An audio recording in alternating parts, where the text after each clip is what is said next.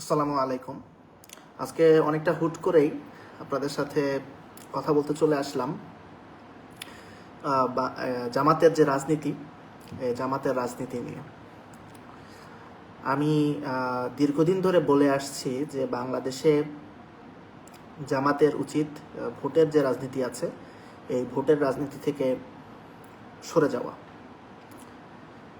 এর কারণটা হচ্ছে বাংলাদেশে যতদিন জামাত রাজনীতি করবে ততদিন পর্যন্ত জামাতকে নিয়ে যেই ইস্যুগুলো আছে সেই ইস্যুগুলো কখনো সলভ হবে না। এর মধ্যে সবচেয়ে বড় ইস্যু কি? সবচেয়ে বড় ইস্যু হচ্ছে ৭১। দেখেন, এতদিন যখন জামাত মোটামুটি রাজনীতির বাহিরে ছিল বা রাজনীতির তার দুয়ার যখন এতটা উন্মুক্ত হয় নাই, ততক্ষণ কিন্তু অনেক মানুষ জামাতের পক্ষে ছিল। ইভেন 71-এ জামাতের যেই ভূমিকা সেটা সঠিকভাবে তুলে ধরেছে।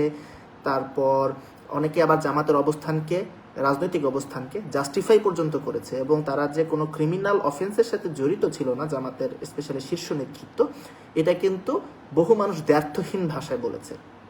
কিন্তু যখনই জামাত আবার রাজনীতিতে চলে আসলো এবং পলিটিক্যাল অপোনেন্ট হিসাবে হাজির হলো, তখন এতদিন যেই মানুষগুলো জামাতের ভূমিকাকে, জামাতের কর্মকাণ্ডকে 71 নিয়ে জাস্টিফাই করেছে, সেই একই মানুষগুলো এখন উল্টা সুরে কথা বলছে।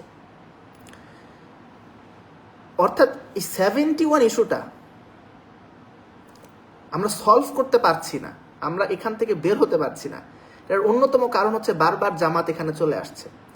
এখন জামাত যদি ভোটের রাজনীতি থেকে সরে যায় তখন জিনিসটা কি হবে? জামাত যখন ভোটের রাজনীতি থেকে সরে যাবে, একটা ইসলাহি বা সামাজিক সংগঠন হিসাবে টিকে থাকবে, তখন যতগুলো রাজনৈতিক দল আছে তারা সবাই তখন জামাতের ভোট পেতে যাবে, কারণ জামাত যেহেতু সরাসরি কোনো কন্টেন্ডার না। তখন আমরা যে জিনিসটা দেখব সেটা হচ্ছে জামাতের প্রতি আপিজমেন্ট পলিসি তারা হাতে নেবে, এবং সেটার জন্য 71 প্রসঙ্গে জামাতের কোনো কালিমা তো আর তারা মাখার গায়ে লাগানোর চেষ্টা করবেই না, বরঞ্চ তখন আমরা উল্টা সুরে কথা শুনতে দেবো। দেখেন, আপনার সারসিনা পীর বা থেকে শুরু করে আরও অনেক ইসলামী এবং সেকুলার ব্যক্তি তারা 71-এ পাকিস্তানের পক্ষে অবস্থান নিয়েছে, কেউ কেউ পাকিস্তানের হয়ে যুদ্ধাপরাধও করেছে, কিন্তু তাদের একজনকেও জামাতের মতন পলিটিক্যাল রিপারকেশন ফেস করতে হয় নাই।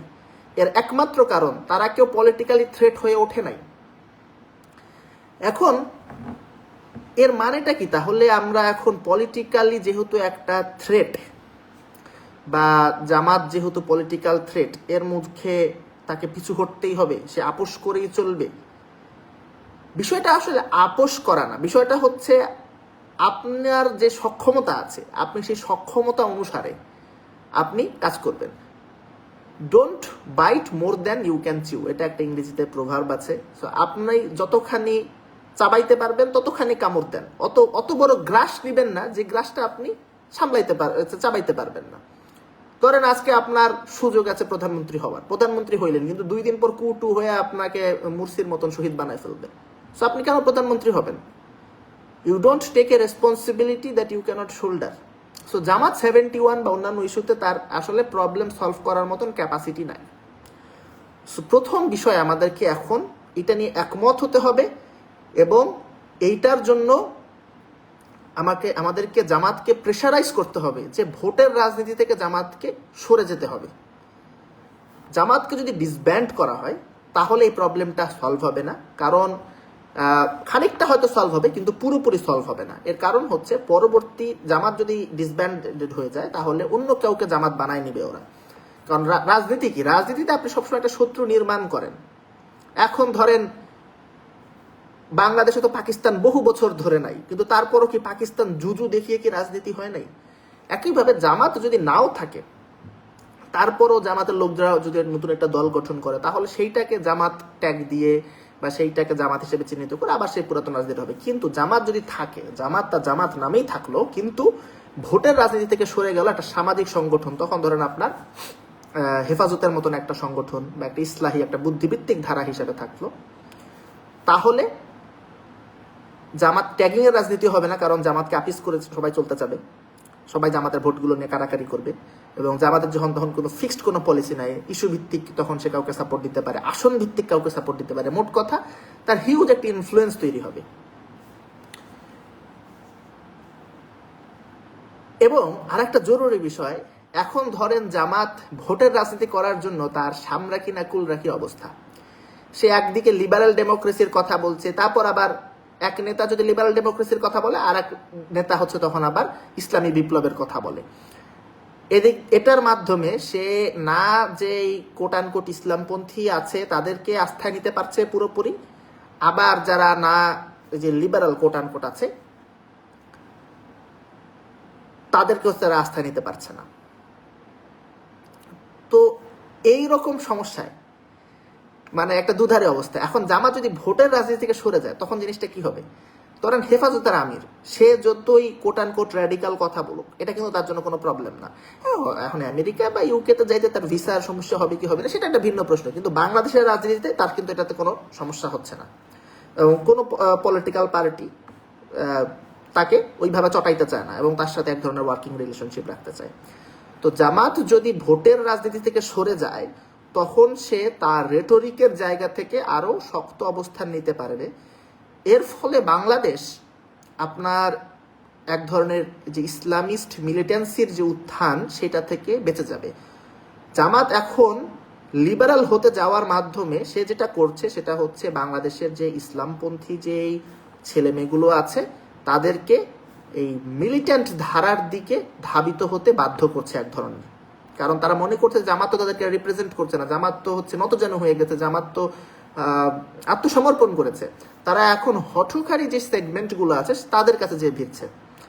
জামাত যদি তার রেটরিককে স্ট্রং করে, এবং এই রেটরিকটাকে স্ট্রং সে তখনই করতে পারবে যখন সে ভোটের মাঠ থেকে সরে যাবে। কারণ ভোটের মাঠে যতক্ষণ পর্যন্ত আসে তখন ডিপ স্টেট ক্যাপিস করতে যাবে, সে তখন হচ্ছে ওই ফরেন পাওয়ারগুলো ক্যাপিস করতে যাবে, এর ফলে সে রেটরিককে স্ট্রং করতে পারবে না।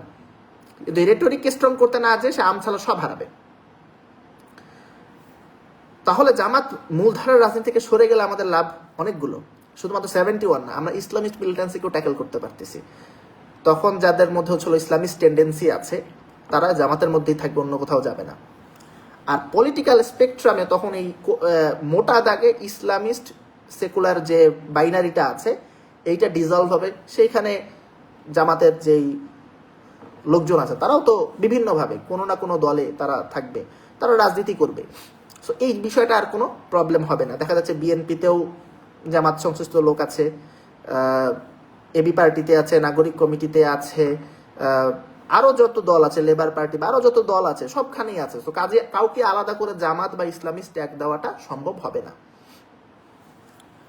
এখন জামাত কেন বর্তমানে ফেল করছে? জামাত ফেল করার যতখানে জামাত ফেল করে তার প্রধানতম কারণ হচ্ছে জামাত কখনোই মনে করে না যে ফেল করছে। ধরেন আপনি জামাতকে কেউ যদি মারায়, জামাত মনে করে না এটা মার না, বরঞ্চ এটাই বিজয়। অর্থাৎ জামাতের এক ধরনের ইউনিক মেকানিজম আছে, এই ইউনিক মেকানিজমের মাধ্যমে সে কনস্ট্যান্টলি একটা ডিনায়ালের মধ্যে থাকে।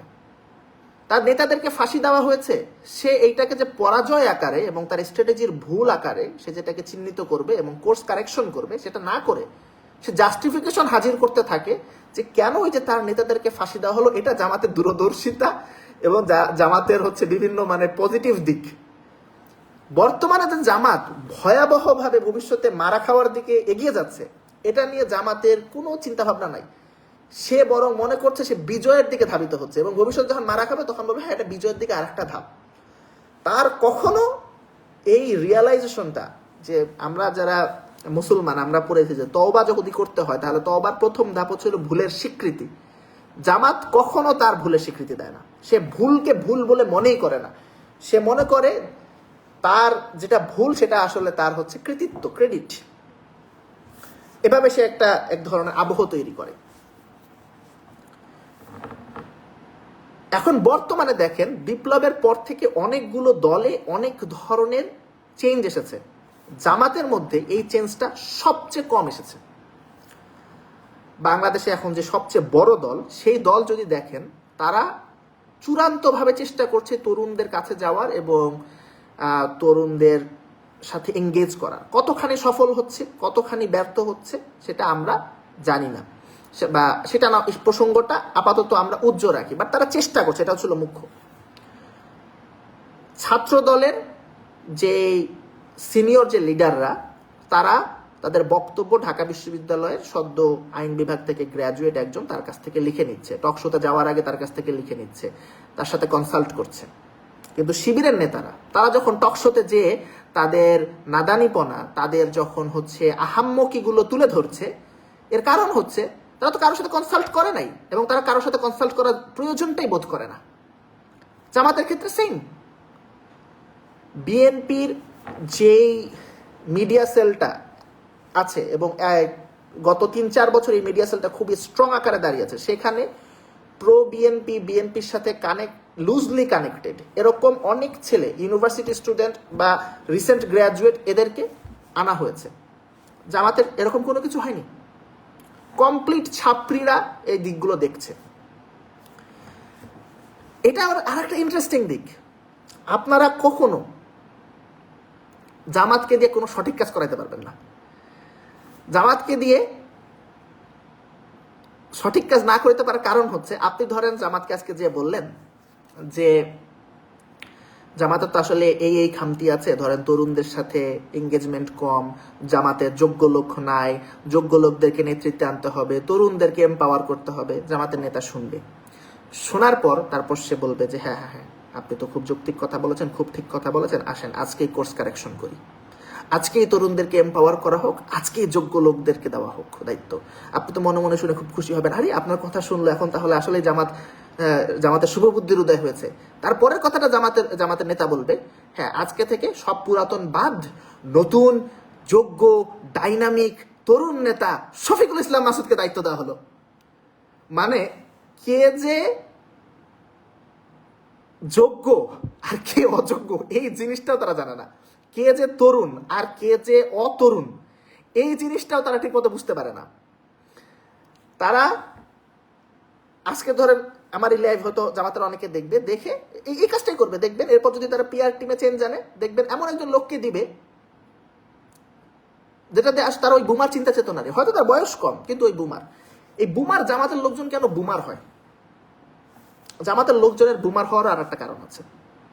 এই কারণটা হচ্ছে, জামাত এটা তো আসলে একটা রাজনৈতিক দল না, মূলত এটা হচ্ছে এক ধরনের একটা ইকোসিস্টেম। এই ইকোসিস্টেমের নিয়ম হচ্ছে মানুষের দোলনা থেকে কবর পর্যন্ত জামাত ইসলামী। এরা জামাতের যে মানে মূলধারাতে জামাত, এরা যখন জন্ম নেয় হচ্ছে জামাতের নেতার ঘরে, মা হচ্ছে জামাত, বাবা জামাত, মানে জামাতের 2 রোকনের ঘরে তারা জামাতের শিশু জন্ম নেয়। জন্ম নেওয়ার পর যেই লোকটা তার কানে আজান দেয়, সে একজন জামাতের লোক।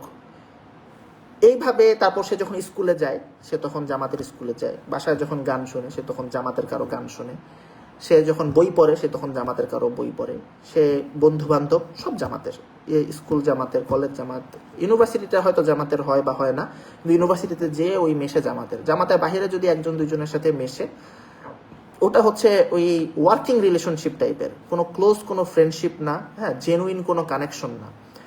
তারপর সে যখন বিয়ে করে আবার জামাতের আরেকজনকে বিয়ে করে, তারপর তার বাচ্চা হয়, সেই বাচ্চাটা তো আবার স্বয়ংক্রিয়ভাবে জামাত। এইভাবে তারপর সে চাকরি করে হচ্ছে জামাত, তার অফিসের কলিগ হচ্ছে জামাত, এবং যে হসপিটালে যায় সেই হসপিটালটা জামাত, যেই ডাক্তারের কাছে যায় সেই ডাক্তার জামাত, যেই তারপর যখন সে মারা যাওয়ার পর যে তার জানাজা পড়ায় সেই হুজুরটাও জামাত। মানে তার ফুল লাইফটা হচ্ছে হলো জামাতের বাহিরে যে কোনো দুনিয়া এক্সিস্ট করে এটাই সে জানে না, এবং এই জামাতের বাহিরের মানুষদের সাথে কিভাবে কথা বলতে হয়, কিভাবে কানেক্ট করতে হয়, এটাই তার ধারণারই বাহিরে। জামাতের আমির মনে করেন এখন বাংলাদেশে বিভিন্ন জায়গায় সে সভা সমাবেশ করে বেড়াচ্ছে, এতে করে সে মনে করতে পারে সে প্রচুর জনসংযোগ করছে, আসলে বাস্তবতা হচ্ছে সে কচু করছে। কেন সে কচু করছে? ধরেন সে যশোরে জনসভা করলো, ওইখানে জামাতের সকল নেতা কর্মী ওখানে গেছে এবং বিরাট লোকজন হয়েছে, সে মনে করলো জনসংযোগ, আসলে তো জামাত জনসংযোগ হয়নি ওখানে, শুধুমাত্র জনের মধ্যে যে কয়েকজন জামাতি তারা ওখানে গিয়েছে, এর বাহিরে কেউ তার কথা শোনে নাই। এর বাহিরে মানুষের কাছে তার কথাটা এসেছে কিভাবে? মিডিয়ার মাধ্যমে। মিডিয়া হয়তো তার বক্তব্য বিকৃতভাবে প্রচার করেছে, তাকে মিসকোট করেছে, ওগুলো মানুষ দেখছে। অ্যাকচুয়ালি মানুষের কাছে যাওয়া বা মানুষের কাছে অ্যাকচুয়ালি কিভাবে যেতে হয়, এই দুইটার একটাও শফিক বা জামাতের অন্যান্য যে নেতারা আছে তারা করে না বা সিম্পলি জানে না। জামাতের অনেক সময় অনেক জনসমর্থন দেখা যায়, এই জনসমর্থনটা একটা ফেক জনসমর্থন। কিভাবে ফেক জনসমর্থন? ধরেন এই যে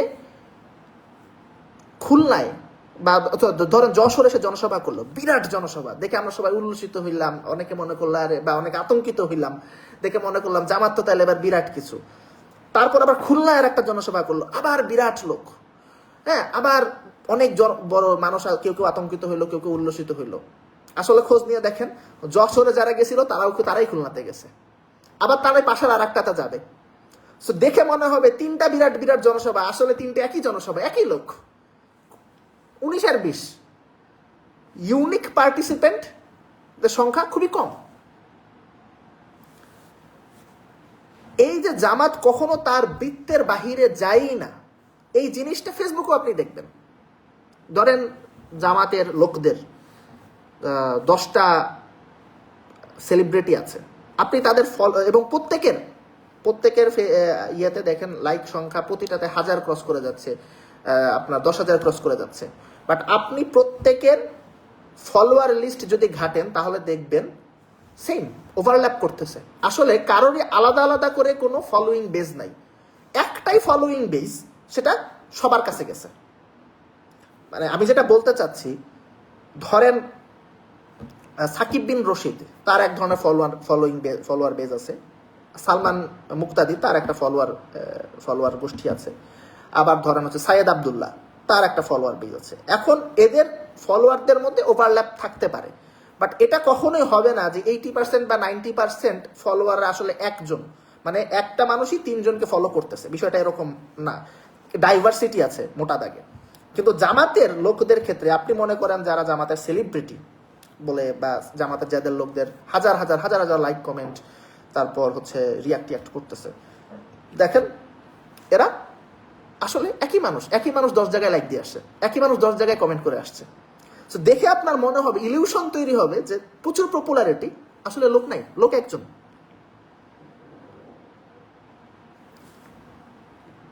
এই ভুয়া পপুলারিটির যে ইলিউশন, এটা থেকে জামাত বের হয় না। এখন বের হয় না কেন? ওই যে তার যে দুনিয়াটা, তার যে ইউনিভার্স, ওইটা তো জামাতই সব। ধরেন জামাতের একজন মানুষ যখন আহত হয় বা নিহত হয়, লিগের উপর লিগের কাছে নির্যাতিত হয়, এইটা নিয়ে জামাতের অনেকের কমপ্লেন আছে যে অন্যান্যরা কেন ভাবিত হয় না। এটার অনেকগুলো কারণ আছে, আজকে আমি একটা কারণকে হাইলাইট করবো, অন্যান্য কারণগুলো অন্য কোনো দিনের জন্য রেখে দিব। এর একটা কারণ হচ্ছে জামাতের 10টা পেজ থেকে প্রচার করা হয় যে অমুক লোক, জামাতের অমুক লোকজন আহত হয়েছে, নিহত হয়েছে, ভিক্টিমাইজড হয়েছে, এবং তারা প্রত্যেকে শেয়ার করে। কিন্তু ওই যে ফেসবুকের অ্যালগোরিদম যে বাবল, জামাতের মধ্যে এই খবরটা আছে। জামাত তো কখনো অন্য কারোর সাথে মিশেই নাই, কোনো আপনার সিরিয়াস ইন্টারাকশন আপনার সে করেই নাই, জেনুইন কোনো কানেকশন তৈরি করেই নাই। তাহলে কিভাবে অন্য আরেকজন লোক জামাতের কষ্টে সমব্যথী হবে, বা অন্য আরেকটা লোককে জামাতের কষ্টে সমব্যথী করার জন্য? ধরেন গতকালকে একজন আপনার আমাকে জানালো যে গোপালগঞ্জে ছাত্রলীগ হামলা করেছে, কোনো বিস্তারিত নাই, কোনো কনটেক্সট নাই। সে অ্যাজিউম করে নিচ্ছে যে আমি অলরেডি ঘটনা জানি। তো আরেকজন মানুষ, ধরেন নিউ কামার, যে একজন নিউবি, যে কিছুই জানে না এই সম্পর্কে, তাকে জামাত যদি ঠিক মতো তার ব্যাপারে কনভিন্স করতে, তাকে তো যথেষ্ট ব্যাকগ্রাউন্ড দিতে হবে, তাকে তো যথেষ্ট ইনফরমেশন দিতে হবে, এবং সে যে ভাষায় কথা বলে, সে যে রুচিবোধ নিয়ে একটা লেখা পড়ে, সব কিছু তো আপনার হচ্ছে ওইভাবে যদি তাকে প্রেজেন্ট করা হয়, তাহলে না কেবল সে সিম্প্যাথাইজ করতে পারবে, এটা তো করবে না। এটা না, কিন্তু জামাত মনে করছে যে সে আসলে করছে। কারণ কি? ওই যে সে একটা পেজ থেকে বা তার কারোর জন্য প্রোফাইল থেকে পোস্ট দিয়েছে এবং সেখানে আপনার বহু মানুষ, হাজার হাজার লোকজন লাইক দিয়েছে এবং সে মনে করছে সে আসলে জনগণের কাছে পৌঁছেছে, আসলে জামাতিদের কাছে পৌঁছেছে। এই জিনিসটা সে বুঝতেই পারে না, এবং যেহেতু সে বুঝতেই পারে না তাই সে অন্য মানুষের কাছে রিচ আউট করার চিন্তা করে না। কিন্তু আবার যখন তার ফাঁসি হয় এবং যখন মানুষ হাসাহাসি করে, তখন সে বুঝতে পারে যে ও আচ্ছা ঠিক আছে, আসলে এতদিন ধরে সে যাদেরকে জনসংযোগ করে, যেটাকে জনসংযোগ মনে করেছে, ওটা আসলে জামাত সংযোগ ছিল, ওটা মোটেই জনসংযোগ ছিল না। কিন্তু আবার জনসংযোগের নামে সে আবার জামাত সংযোগ শুরু করে। জামাত দলটা, এবং এটার সাথে আমি শিবিরকেও ইনক্লুড করছি, বিলুপ্তি বলতে হচ্ছে আপনার স্পেশালি ভোটের মাঠ থেকে আপনার সরে যাওয়াটা খুবই জরুরি। হচ্ছে আপনার স্টিগমা কাটানোর জন্য জরুরি। গত 15 বছরে ছাত্রলীগের হাতে জামাত এবং শিবিরের হাজার হাজার মানুষ আহত হয়েছে, নিহত হয়েছে। 5ই আগস্টের পর থেকে আপনারা কয়জন ভিকটিম ফ্যামিলি বা ভিকটিমকে সামনে আসতে দেখেছেন? ফেসবুকে মোটাভাবে সুন্দরভাবে আপনার একটা স্ট্যাটাস লিখতে বলেছেন যে অমুক জামাত বা শিবিরের অমুক পর্যায়ের নেতা বা কর্মী ছিলেন এবং এই কারণে আওয়ামী লীগ বা পুলিশ তাকে নির্যাতন করেছে বা হত্যা করেছে। এরকম কোনো লেখা পেয়েছেন? আমি একজন লেখা দেখেছি, সে ঢাকা বিশ্ববিদ্যালয় আইন বিভাগে পড়েছে, বর্তমানে নিউ ইয়র্কে থাকে। সে শিবির করতো, নিউ ইয়র্কে থাকে এবং সম্ভবত কোনোদিন সে আর বাংলাদেশে ব্যাক করবে না। সে তার উপর হওয়া নির্যাতনের বর্ণনা এবং সে যে মাদ্রাসায় পড়তো সেইটারই, বা যে শিবিরের যে পরিচয় লুকিয়ে থাকা সেটার ব্যাখ্যা দিয়েছে, যে মাদ্রাসায় যে পড়তো সেটার ব্যাখ্যা, সেটাও যে তাকে লুকাতে হতো, এটার বর্ণনা দিয়ে পোস্ট করেছে। কি হিসাবে? সাধারণ শিক্ষার্থী হিসাবে। মানে দেখেন, চিন্তা করে, সে আমেরিকায় চলে গেছে, স্টিল সে বলবে না যে সে শিবির সাথে যুক্ত ছিল। আপনার 2023 সালে 10ই জুন যখন জামাতকে বহুদিন পর আপনার সমাবেশ করার অনুমতি দেওয়া হলো, সেই সমাবেশকে অনুমতি দেওয়ার পর ডেইলি স্টারে লেখা হলো যে জামাতের এত 2 কোটি, 2.5 কোটি, 3 কোটি ভোটার এবং জামাতের তো বিশাল শক্তি এরকম, এবং তাদের প্রচুর এখন হয়েছে। আমি তখন ঢাকা ট্রিবিউন একটা কলাম লিখেছিলাম যে জামাতকে এত বিরাট আকারে দেখানোর কিছু নাই। কেন জামাতকে বিরাট আকারে দেখানোর কিছু নাই? এর অন্যতম একটা কারণ হচ্ছে বহু মানুষ জামাতের সাথে যুক্ত থাকে আন্ডারগ্রাউন্ড রাজনীতির কারণে। ধরেন আজকে তো আমি জামাতের একজনকে যে বলতেই পারি যে আমি আপনাদের শুভাকাঙ্ক্ষী বা আমি আপনাদের সাথে দলের সাথে যুক্ত হব, আমাকে, বা এই যে নেটওয়ার্কটা, জামাতের যে নেটওয়ার্ক, এখানে তো অনেক আমলা, তারপর হচ্ছে সচিব টচিব, তারপর থেকে শুরু করে অনেক বিজনেস, অনেক লোক হচ্ছে আপনার যুক্ত আছে, তাই না? তো আমি তো তাদেরকে যে বলতেই পারি যে আমি এখন আপনাদের দলে থাকবো। এটা তো বলে তো কোনো লস নাই, কারণ এইটা বলে তো সব করা যায়। যেহেতু আন্ডারগ্রাউন্ড একটা পলিটিক্যাল পার্টি, যে তার নেতাকর্মীদের ব্যাপারে কোনো কিছুই বলবে না, কোনো তথ্যই দিবে না, সো আমি তো একই সাথে জামাতে থেকে মনে মনে অ্যাকচুয়ালি বা বাস্তবে অন্য কিছু করতে পারি। আপনি দেখেন, এবং এই কাজটা তো তারা করেছে। আপনার বর্তমানে যে যত বড় বড় শিবির বিদ্বেষী আছে, এরা সবাই তো আপনার শিবির থেকে বেনিফিট নিয়েছে। এখন শিবিরের অনেকে আফসোস করে যে শিবির থেকে বেনিফিট নিয়ে তারা হচ্ছে আপনার এখন শিবির বিদ্বেষ ছড়াচ্ছে বা শিবিরের বিরুদ্ধে যাচ্ছে। এটা করবে না কেন? কারণ এই যে তারা শিবির করেছে, সেটা তো কোনো ডকুমেন্টেশন আপনারা রাখেন নাই, এবং তারা সেই ডকুমেন্টেশন গুলো আপনারা সময় মতো এটা পাবলিক করেন নাই বা করছেন না।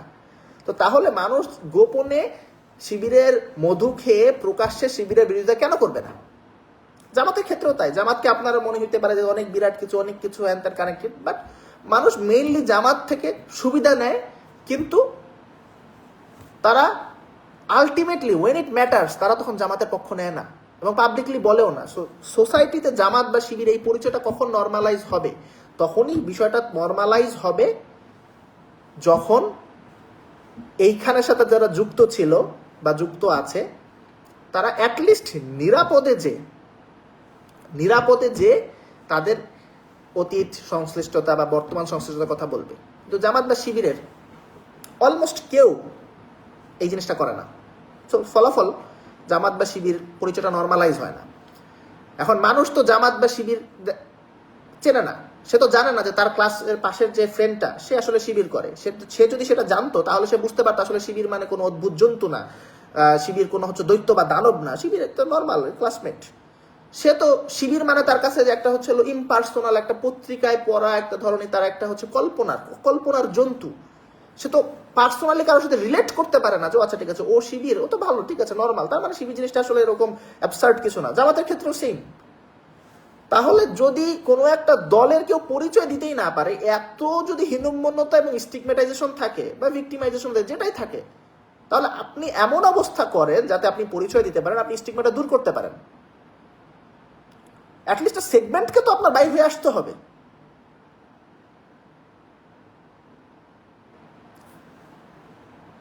নর্মালাইজেশন করার জন্য এগেন আমাদেরকে আবার যাইতে হবে জামাতিভার্স, জামাতের ইউনিভার্স ওই প্রসঙ্গে। ধরেন শিবিরকে আপনি কিভাবে নর্মালাইজ করবেন? যখন শিবিরের সাথে মানুষজন মিশবে, মানুষজন মেশার উপায় কি? ধরেন এই কয়েকদিন আগে শিবির সায়েন্স ফেস্ট করলো। সায়েন্স ফেস্টে পার্টিসিপেন্ট আকারে কয়জন গিয়েছে? তার মধ্যে অশিবির অর্থাৎ শিবির সাথে সংশ্লিষ্ট না এরকম কয়জন আছে?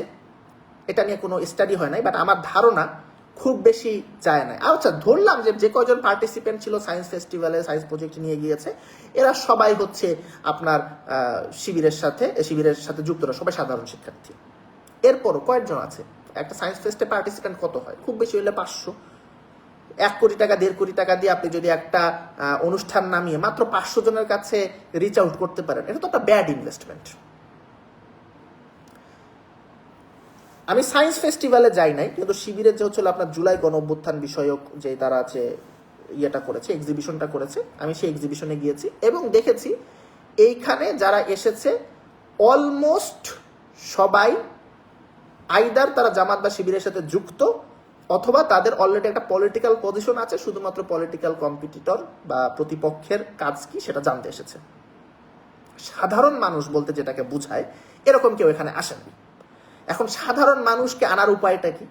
ধরেন এই যে শিবিরের যে সায়েন্স ফেস্ট বা অভ্যুত্থান বিষয়ক যে এক্সিবিশনটা আয়োজন করলো, এইখানে যদি হচ্ছে পার ডিএম দিয়ে এবং স্ট্যান্ডার্ড যেই আপনার খাটাখাটনির বিনিময়ে যে বেতনটা পাওয়া যায়, এরকম বেতন দিয়ে তারা যদি সাধারণ শিক্ষার্থীদেরকে এখানে এমপ্লয় করত, তা এবং যদি জব ডিসক্রিপশনে তারা লিখে দিত যে প্রচারণা করা, ফেসবুক, টুইটার বা অন্যান্য জায়গায় প্রচারণা করা হচ্ছে এই জবের অন্যতম শর্ত, তাহলে দেখবেন প্রচুর সাধারণ মানুষ এই প্রোগ্রামটা নামানোর কাজে নিয়োজিত হতো এবং তারা নিজেরা এই প্রোগ্রামটা প্রচার করতো। তাহলে অ্যালগোরিদমের বা যে ইকো চেম্বারের যে ব্যারিয়ারটা আছে এটা অটোমেটিক্যালি ব্রেক হয়ে যেত। কিন্তু না, ওই যে জামাত তো চাকরি করেও জামাতি প্রতিষ্ঠানে, চাকরি দেয়ও জামাতিদেরকে। আজকে যদি কোনো টিভি জামাত দেয়, কোনো প্রতিষ্ঠান যদি জামাত দেয়, সেই প্রতিষ্ঠানটা, সেই টিভিটা, সেই সংবাদপত্রটা, anything, it will not succeed. কারণ ওই যে ওইখানের গ্রাহক এবং মালিক সবাই তো জামাতের। কোনো সিস্টেমই এখানে রাখা হয় নাই যে জামাতের সাথে আপনার অজামাতে যে লোকজন আছে তারা ইন্টারাক্ট করতে পারে। তো মোদ্দা কথা হচ্ছে সব মিলিয়ে এখানে আমূল পরিবর্তন দরকার এবং আমূল পরিবর্তনের জন্য একটু রিল্যাক্সড পরিবেশ দরকার। সো এই রিল্যাক্সড পরিবেশটা জামাত তখনই পাবে যখন জামাত ভোটের রাজনীতি থেকে সরে যাবে। তখন জামাত যদি তার সংস্কার কার্যক্রম এবং তার যে পরিবর্তনগুলো দরকার সেগুলো নাও করে, বাট মেজর যে কিছু প্রবলেম আছে 71 রিলেটেড স্পেশালি, এই জিনিসটা তখন ইন্ডিপেন্ডেন্ট অ্যাক্টিভিস্ট, তার আপনার একাডেমিক, তারা এই প্রবলেমগুলো সলভ করতে পারবে। কিন্তু জামাত যেহেতু বিষয়টাকে সবসময় গোবলেট পাকায়, এই ধরেন আপনার আহমেদ আফগানির যে প্রবলেমটা, আহমেদ আফগানি যে কথা বলেছে তার চেয়ে অনেক কড়া কথা কিন্তু দীর্ঘদিন ধরে আমি বলে আসছি।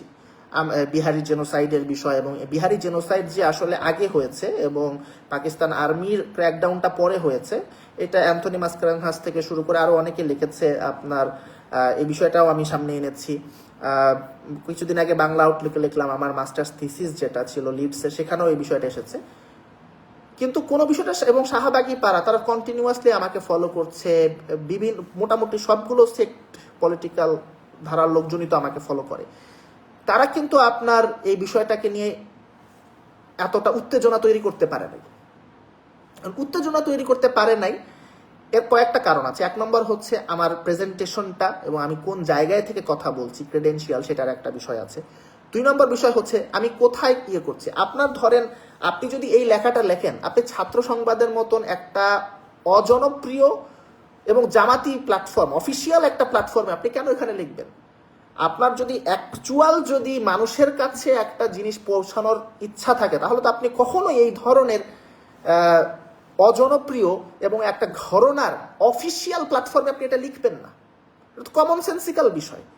ধরেন আমি যদি ইসলাম প্রচার করতে চাই, তাহলে কি মসজিদে যে ইসলাম প্রচার করবো? কারণ মসজিদে তো যারা গেছে তারা তো অলরেডি মুসলমান, ওদেরকে তো ইসলামের দাওয়াত দেওয়ার কিছু নেই। তার উপর আবার অমন মসজিদ কি বাইছে নিব যে মসজিদে কোনো মুসল্লি নাই? কিন্তু এই জিনিসটা আহমেদ আফগানিকে আপনি কোনোদিন বুঝতে পারবেন না। কারণ ওই যে সে তো জন্ম থেকে মৃত্যু পর্যন্ত আজীবন সে জামাতকে দেখে আসছে। সরি, তার মৃত্যু হয় নাই আর কি, মানে জন্ম থেকে আজ পর্যন্ত সে জামাতকে দেখে আসছে। জামাতের বাইরে তার কোনো দুনিয়া এক্সিস্টই করে না। জামাতের এই যে সমস্যাটা, এটার একটা কারণ হচ্ছে, খুব ইম্পর্টেন্ট কারণ, এটা সে একটা লেনিনিস্ট পার্টি, সে একটা ভ্যানগার্ড পার্টি, সে একটা বিপ্লবের ভ্যানগার্ড। কিন্তু লেনিনিস্ট পার্টি হওয়ার পরও এটা মেইনলি গোলাম আজমের অবদান, তার খায়েশ জাগছে সে গণমানুষের দল হবে, সে ভোট করবে। সে একদিকে হচ্ছে বিপ্লবের ভ্যানগার্ড হবে, অন্য আর একদিকে সে ভোট করে সে বিরাট জনপ্রিয় দল হবে। বাট কোনো লেনিনিস্ট পার্টি সংজ্ঞাগতভাবে গণমানুষের দলে পরিণত হইতে পারে না।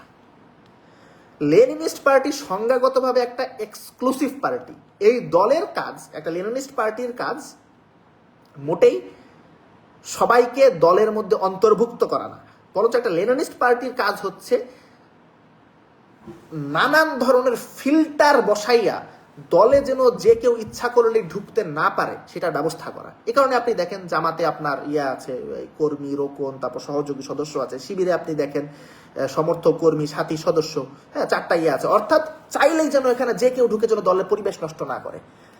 একটা লেনিনিস্ট পার্টি একটা এলিট একটা অর্গানাইজেশন হওয়ার কথা। এখন যেহেতু সে লেনিনিস্ট পার্টি, এই কারণে তাকে অন্যভাবে ট্রিট করা হয়।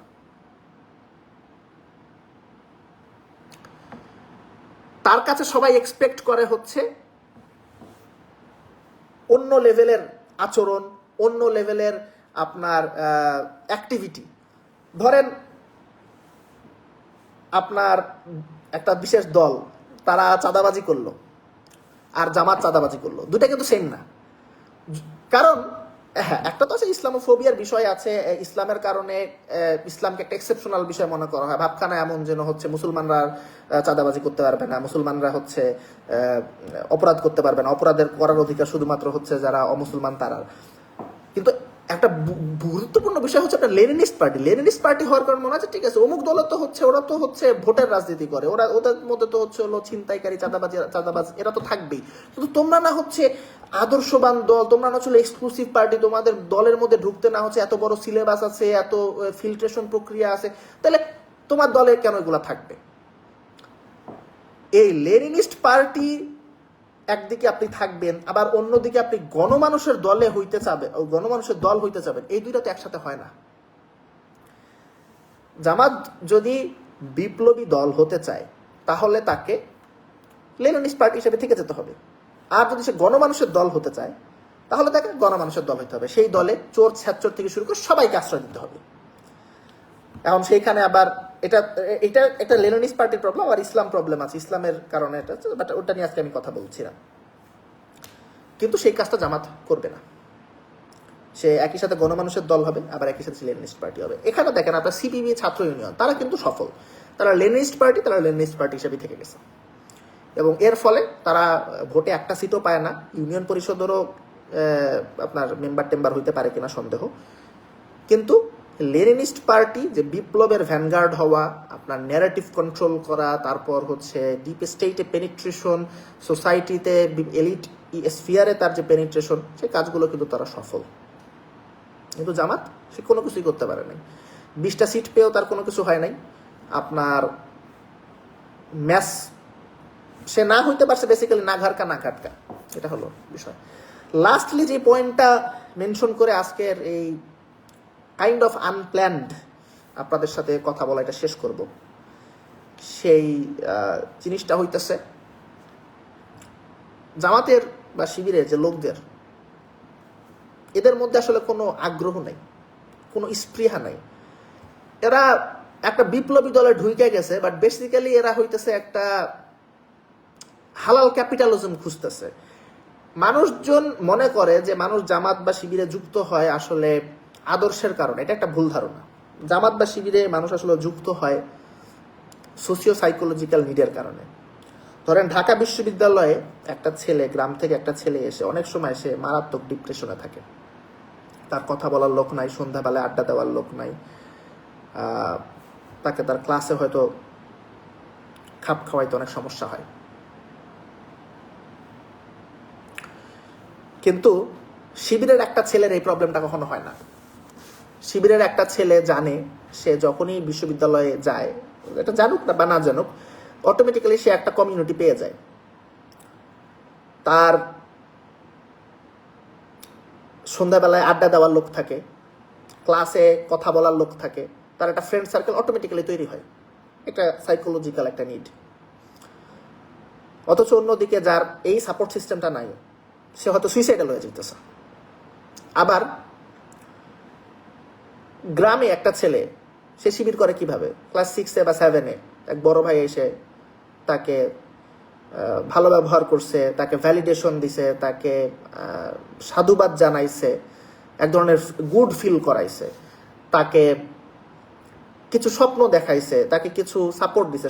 স্বপ্ন আর সাপোর্টের কিরকম? ধরেন সেই ছেলে হয়তো চিন্তা করতেছিল যে সে স্থানীয় কলেজে পড়বে, শিবিরের ওই ভাইটা তাকে এসে জানাইছে যে শেষ পর্যন্ত ঢাকা বিশ্ববিদ্যালয়ের জন্য উপযুক্ত, ঢাকা বিশ্ববিদ্যালয়ের স্বপ্নটা তার মধ্যে সে তৈরি করছে। তারপর তাকে টিউশনি করাইছে, ভালো পড়াইছে। অর্থাৎ এই ধরনের আপনার একটা চ্যারিটি টাইপের একটা বিষয় নিয়ে মানুষ জামাত বা শিবির করে। জামাতের ক্ষেত্রে চাকরি কেন্দ্রিক বিষয় আছে, ব্যবসা কেন্দ্রিক বিষয় আছে। এই সমস্ত কারণে মূলত মানুষ আপনার জামাত বা শিবির করে। এর ফলে জামাত বা শিবিরের লোকদের কাছ থেকে কখনো অ্যাক্টিভিজম জিনিসটা পাওয়া যায় না, বিকজ তারা তো অ্যাকচুয়ালি অ্যাক্টিভিজম এখানে করতে আসে নাই। তারা তো এখানে আসছে সিম্পলি হচ্ছে হালাল ক্যাপিটালিজম করতে, বেসিক্যালি একটা ধরনের একটা চ্যারিটির সাথে যে কানেকশন জামাত শিবিরের অধিকাংশ লোকের জামাত বা শিবিরের সাথে সেই কানেকশনটা, এটা একটা হচ্ছে জাস্ট একটা আপনার কি বলা যায় ইভ্যালির গ্রাহক। ইভ্যালির গ্রাহকরা যেরকম একটা পরিবার, জামাত বা শিবিরের লোকরা এরকম একটা পরিবার, এর বাইরে তো কোনো কিছু না। সো এই কারণ এদের মধ্যে দেখবেন ঢাকা ইউনিভার্সিটিতে শিবিরের ছেলেপেলেদেরকে দেখেন, এরা ঠিক মতো 5টা সেন্টেন্স লিখতে পারবে না, তাদের মধ্যে কোনো রুচিবোধ নাই, সাহিত্যবোধ নাই। তারা আপনার ঠিক মতো একটা পাঠচক্র রান করাইতে পারে না, ঠিক মতো তারা হচ্ছে আপনার কন্টিনিউয়াস লেগে থেকে ডেডিকেটেড কমিটেড অ্যাক্টিভিজম তারা করতে পারে না, because they did not sign up for it. তারা তো বেসিক্যালি আসছে ঢাকা শহরে যখন আসবে জন্য একটা মেসে থাকা খাওয়ার বন্দোবস্ত হয়, যে কথা বলার জন্য মানুষজন হয়, একটু নামাজ কালাম পড়বে, একটু কোরআন হাদিস নিয়ে একটু আলোচনা করবে, হ্যাঁ এই বেসিক্যালি এই তো। এবং সে আলটিমেটলি সে শিক্ষক হবে বা হচ্ছে সে একটা ছোটখাটো ব্যবসা বাণিজ্য করবে, এই করবে সেই করবে। মোট কথা সে তো রাজনীতি করতে আসেই নাই। বা একটা লেনিনিস্ট পার্টিরও যে রাজনীতিটা আছে সেই রাজনীতিটা তো সে করতে আসে নাই। লেনিনিস্ট পার্টিতে তো একটা রাজনীতি থাকে, যেমন ধরেন আপনার ছাত্র ইউনিয়নের 60-এর দশকে, 70-এর দশকে, 80-এর দশকে বহু ছেলে, এবং ইভেন 90-এর দশকেও বহু ব্রিলিয়ান্ট ছেলে, মানে regardless of their ideology, regardless of their indulgence, terrorism, এই সমস্ত বিষয় বাদ দিলেও আপনি ছাত্র ইউনিয়নের বহু ছেলে মেয়ে তারা হাই স্কুল এবং কলেজের শিক্ষক হয়েছে।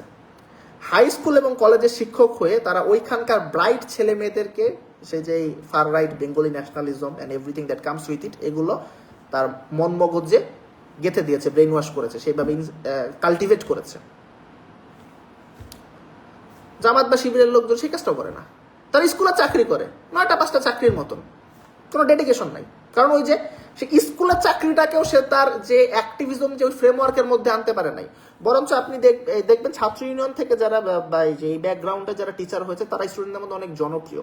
অন্যদিকে জামাতের যে টিচাররা, তাদের পরিচয় হচ্ছে মারধর করে, স্টুডেন্টদের মধ্যে অজনপ্রিয়, মানে কোনো কিছু নাই।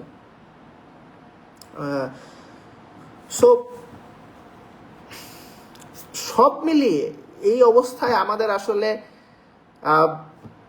অনেক দিকে অনেক বিপদ। এখন জামাতের তো আবার শিবিরের সবকিছু হচ্ছে দায়িত্ব আল্লাহর পক্ষ থেকে আসে, দেখেন এটা আর একটা মুসিবত। দায়িত্ব যদি আল্লাহর পক্ষ থেকে আসে, এর মানে কি? এর মানে হচ্ছে আমার আসলে দায়িত্বটা নেওয়ার আগ্রহ নাই, আমার আসলে কাজটা করার আগ্রহ নাই, আমার উপর চাপিয়ে দিছে কাজটা, মানে দায়িত্বটা উপর থেকে নাজিল হয়ে গেছে, এখন আমি বাধ্য হয়ে নিতান্ত অনিচ্ছায় এই কাজটা করতেছি। সো এর ফলে কোনো কাজই দেখবেন তারা ঠিক মতো করে না। লাস্টলি মানে এই বিষয়টা প্রাসঙ্গিক, একটা কমিউনিস্ট প্রবলেম এই জিনিসটা। জামাত শিবিরের যে আন্ডার পারফরমেন্স এবং আন্ডারওয়েলমিং পারফরমেন্স, এটা বেসিক্যালি একটা কমিউনিস্ট প্রবলেম।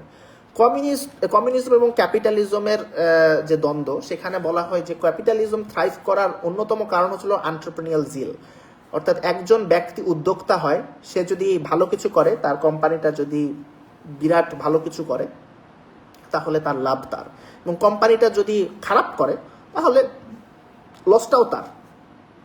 অন্যদিকে কমিউনিস্ট সিস্টেমের সমস্যাটা কি? কমিউনিস্ট সিস্টেমের সমস্যা হচ্ছে সবাই তার সাধ্যের সর্বোচ্চটুকু দিবে, কিন্তু পাবে হচ্ছে তার জরুরত মতন, অর্থাৎ সবাই এক পাবে। এখন ধরেন একজন বিরাট বডি বিল্ডার, তাকে দিনে 12 ঘন্টা বা 8 ঘন্টা, যে কয় ঘন্টাই হোক, তাকে খাটতে হবে, ওই বডি বিল্ডারের যেরকম খাটার কথা সেইভাবে খাটতে হবে। খাবারের সময় সে পাবে ডাল ভাত।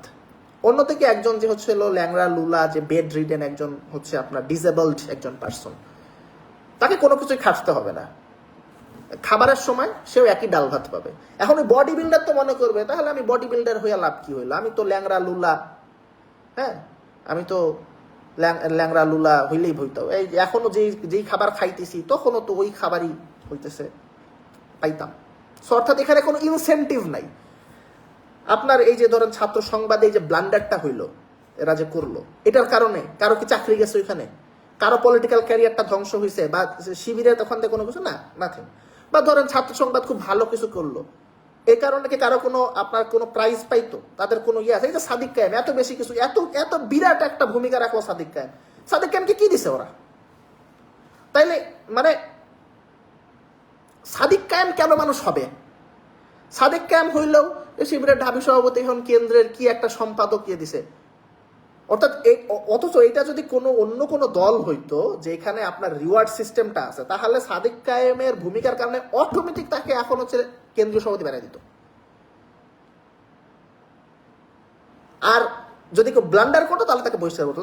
সে জামাত শিবিরের এখানে তো দায়িত্ব আল্লাহর পক্ষ থেকে আসে, ভালো হইলে কোনো রিওয়ার্ড নেই, খারাপ করলেও কোনো তিরস্কার নেই। সো এখানে এই দলটাকে নিয়ে না আছে ব্যক্তিগত স্পৃহা, না আছে হচ্ছে সিস্টেমিক কোনো ইনসেন্টিভ বা হইতেছে আপনার কোনো পানিশমেন্ট, একে আপনি কিভাবে কাজ করাবেন? এখানে আপনি কি আশা করতে পারেন? চ্যারিটি একটা হচ্ছে আপনার জামাত শিবির শিক্ষা পরিবার বা জামাত শিবির MLM পরিবার বা এই টাইপের একটা কিছু নাম টাম দিয়ে তারা যদি হচ্ছে, বা আল খিদমা ফাউন্ডেশন, হ্যাঁ আল খিদমা ফাউন্ডেশন দিয়ে যদি জামাত শিবির এর করে, আসুন্না ফাউন্ডেশন, আল খিদমা ফাউন্ডেশন, এরকম যদি হচ্ছে কিছু একটা করে, তাহলে হয়তো জামাত শিবির কিছু একটা করতে পারে। বাট আদারওয়াইজ পলিটিক্সে জামাত শিবিরের কোনো প্লেস নাই। এনিওয়েজ, অনেকগুলো কথা বললাম, সবগুলো কথা হয়তো গোছানো না, একটা ফ্লো রাখার চেষ্টা করেছি, তারপরে হয়তো সবগুলো কথা আপনার গোছানো হয় নাই।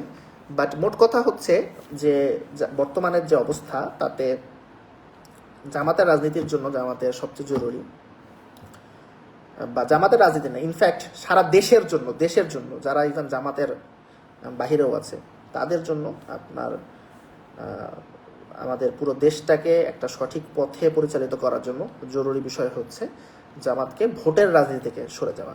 দল ডিসব্যান্ড করাটা দরকার নাই, কারণ দল ডিসব্যান্ড করলে তো শাহবাগীর আরেকটা জামাত বানায় ফেলবে। বাট দল ডিসব্যান্ড না করে জামাত হিসাবেই থাকবে, এই জামাত ইসলামী নামই থাকবে, কিন্তু সে ভোটের রাজনীতি করবে না। সেটা সামাজিক যে সংগঠন বা বুদ্ধিভিত্তিক আন্দোলন এই টাইপের কিছু একটা হিসাবে থাকবে। এটা খুব জরুরি। এই জিনিসটা যখন হবে তখন আমরা তো আমাদের মতন কাজ করব, অন্যান্যরা ইন্ডিপেন্ডেন্ট অ্যাক্টিভিস্টরা তারা তাদের মতন করে কাজ করবে।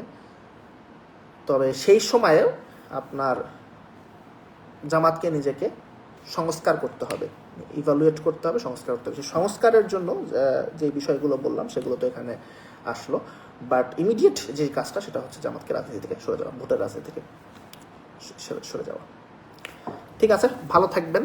আজকের নিয়ে ক্যামেরার জুম করা হয়েছে কি হয় না এগুলো নিয়েও অনেকের ছিল না। ঠিক আছে, আপনারা হয়তো কেউ বলতে পারেন যে আমার মধ্যেও কিছু বুমার টেন্ডেন্সি আছে।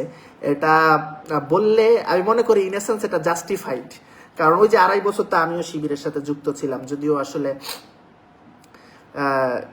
শিবির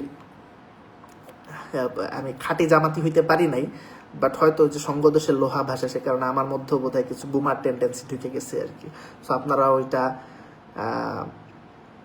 ক্ষমা সুন্দর দৃষ্টিতে দেখবেন আর কি। ঠিক আছে, আজকে এখানে শেষ করি তাহলে। আসসালামু আলাইকুম।